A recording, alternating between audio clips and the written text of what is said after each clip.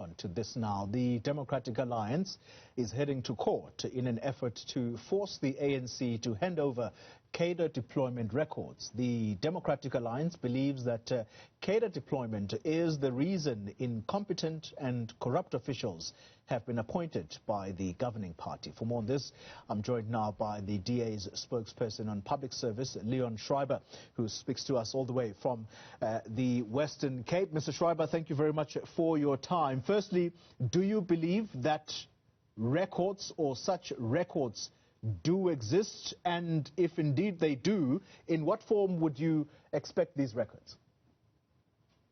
And good morning to the viewers. I just want to say, even though we have very strong feelings about cadre deployment, there'll be no foul language on this interview.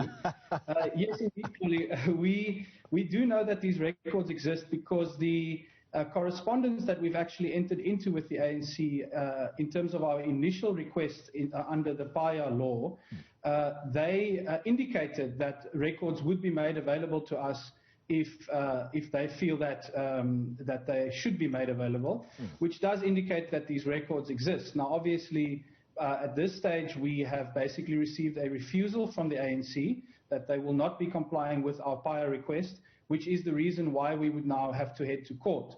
These records, we believe, contain vital evidence relating not only to the DA's long-held view that cadre deployment is a critical pillar that enables corruption, but also links very clearly to the ongoing efforts to confront state capture, because we believe that cadre deployment is the mechanism that was actually used to employ all the people, you know, the Dudu Myenis, the Claudio Motsonengs, the Brian Molefes that we're hearing about at the State Capture Commission. Cadre deployment is the reason that they were appointed in the first place.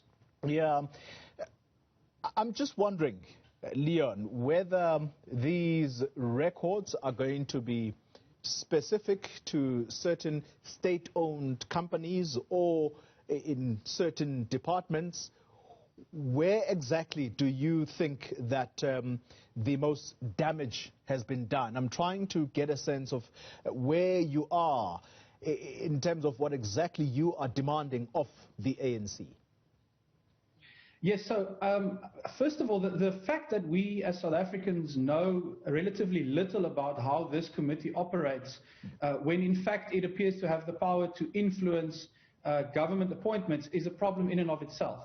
And I think that's why South Africans have a right to know exactly what these decisions are, not because it is just the decisions of a political party and its internal matters, but it's actually decisions that have a direct bearing on who gets appointed to critical positions in the state, who then are supposed to provide services to citizens, which in many cases they didn't do. So our focus currently is on the National Deployment Committee. We know that the ANC also has provincial and regional deployment committees. At this stage, we're really focused on the national level, where President Ramaphosa was, of course, the chairperson of the Cadre Deployment Committee dating back to 2013.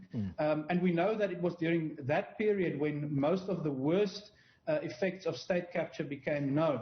So we believe that this committee and its meetings, its minutes, its records of decisions, its communication critically between the committee and selection panels and appointing entities in the state would in fact cover national government departments, but also national state-owned enterprises like Eskom, PRASA, Transnet, etc. So we think this is critical information for the public to know how these appointments were actually influenced by the ANC. Yeah, having listened to Gwede Mantashe's testimony at the State Capture Commission, Leon, do you believe that the ANC would willingly hand over such records? Because if Mr. Mantashe's words are anything to go by, yes, there is a deployment committee that exists, but as far as the policy is concerned, I think he seemed to dispute that, although him and the president may have differed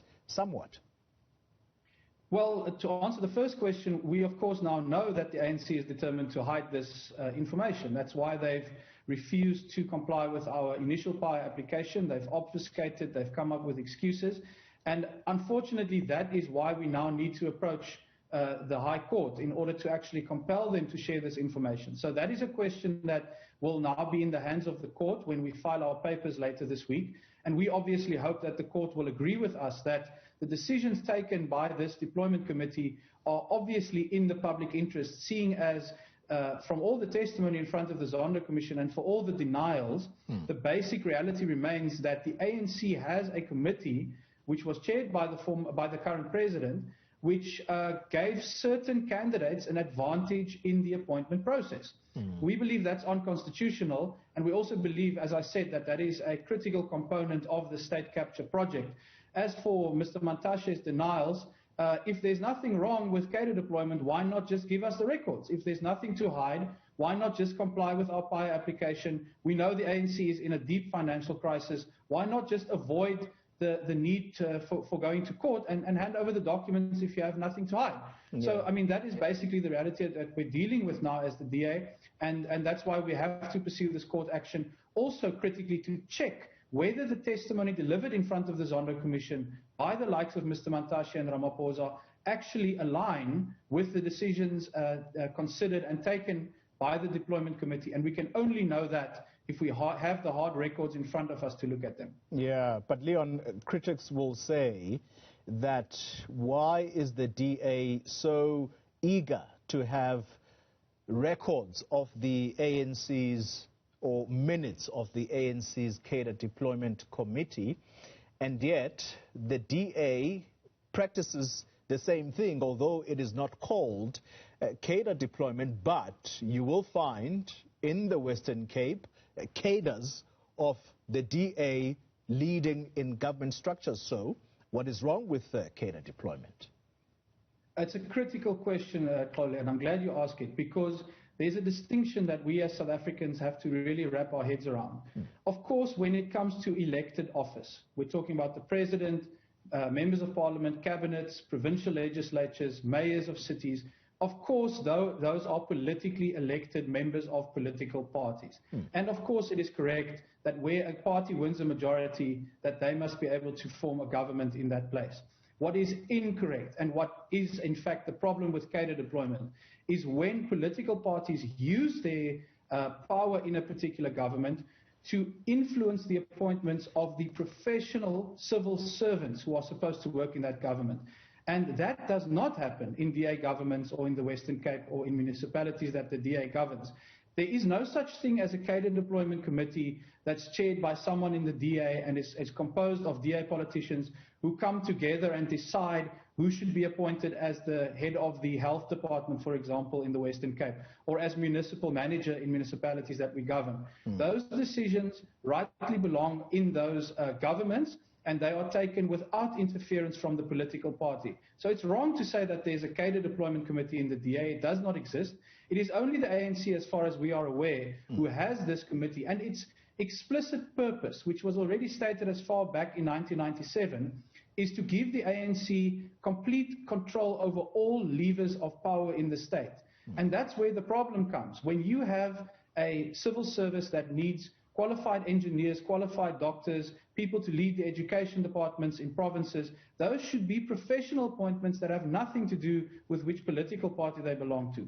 Unfortunately, cadre deployment often prevents qualified people from being appointed because loyalty to the ANC is rewarded by this committee rather than competence. And that does not exist where the DA governs. All right. Leon Schreiber, very briefly for me, the end goal, if and when you do get your hands on these records, what do you intend to do with it? The end goal of this fight is to basically kneecap cadre deployment. We must eradicate this practice, and I'm also happy to say it must be eradicated from all political organizations, not just the ANC, and where this practice exists in other parties, it must also come to an end. But the only way we're going to do this is by exposing to South Africans the dirty reality of what cadre deployment means and how it came to be that some of the most corrupt people, some of these fantastically corrupt characters ended up being appointed to the most powerful positions in the state. And that is through the ANC's cadre deployment committee. And I'm absolutely unashamed to say that the goal is to kneecap an ANC policy to eradicate this practice from the face of this country so that we can start building a professional public service where people are appointed on the basis of their skills and merit, and where there's no room for political loyalty to prevent qualified people from serving in the state. That's how we fix our state, in fact. DA spokesperson on public service, Schreiber, thank you very much for your time.